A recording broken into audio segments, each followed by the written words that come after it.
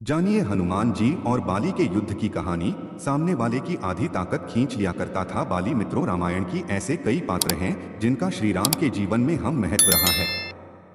इन्हीं में से एक थे राजा सुग्रीव। सनातन धर्म से संबंध रखने वाले लगभग लोग ही जानते हैं कि सुग्रीव को उसका राज्य वापस लाने के लिए श्री राम ने सुग्रीव के बड़े भाई बाली का वध किया था। पर क्या किसी को यह पता है बाली और महाबली हनुमान के बीच भीषण युद्ध छिड़ गया था। सभी जानते हैं कि ब्रह्मा जी के वरदान के कारण बाली जिससे भी लड़ता था, लड़ने वाला कितना भी शक्तिशाली हो, उसकी आधी शक्ति बाली में समा जाती थी और लड़ने वाला कमजोर होकर मारा जाता था। बाली ने अपनी इस अद्भुत शक्ति के बल पर 1000 हाथियों का बल रखने वाले दुदुम्भी नामक राक्षस का वध कर दिया था। दुदुम्भी के बाद बाली ने उसके भाई मायावी का भी एक गुफा में वध कर दिया था। इसी घटना के बाद बाली और सुग्रीव के बीच शत्रुता पैदा हो गई थी। इसी शक्ति के कारण वानर राज बाली से युद्ध करने में देव, दानव या मानव कोई भी समर्थ नहीं था।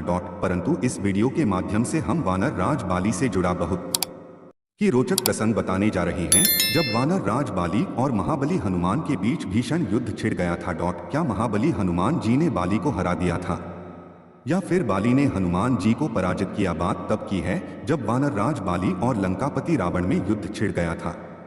बताया जाता है कि बाली ने अपने वरदान के बल पर रावण को अपनी भुजाओं में 6 माह तक दबाए रखा था। अंत में रावण ने उससे हार मानकर उसे अपना मित्र बना लिया था। इसी युद्ध के बाद बाली का घमंड आसमां छूने लगा था।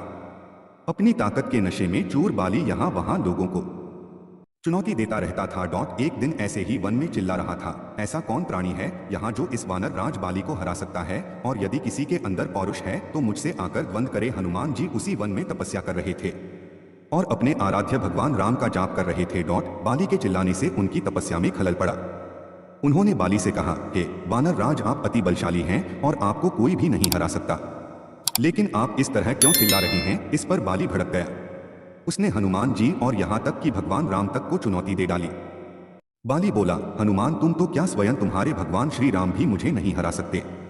अगर दम है तो बुला लो अपने राम को। अपने आराध्य श्री राम का मजाक उड़ता देख हनुमान जी को गुस्सा आ गया और उन्होंने बाली की चुनौती स्वीकार कर ली। तय हुआ कि अगले दिन सूर्योदय होते ही दोनों के बीच दंगल होगा।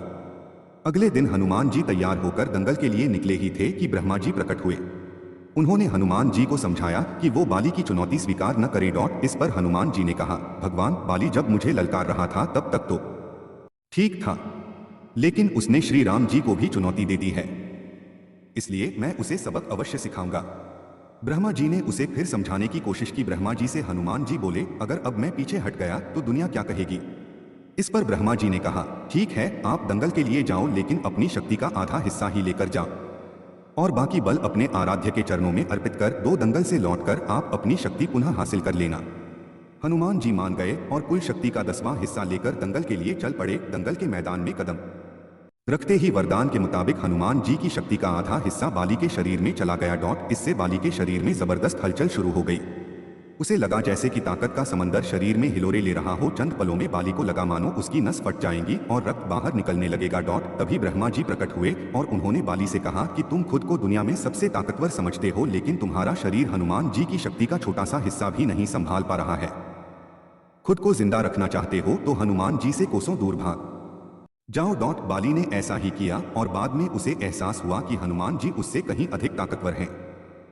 उसने हनुमान जी को दंडवत प्रणाम किया और बोला, अथाह बल होते हुए भी हनुमान जी शांत रहते हैं और राम भजन का पाठ करते रहते हैं, और एक मैं हूं जो उनके एक बाल के बराबर भी नहीं हूं और उनको ललकार रहा था। मुझे क्षमा कीजिए प्रभु। हनुमान जी ने बाली को क्षमा कर दिया। भक्तों, यह प्रसंग कई सबक देता है कि व्यक्ति को अपनी शक्ति, धन और सामर्थ्य का कभी घमंड नहीं करना चाहिए।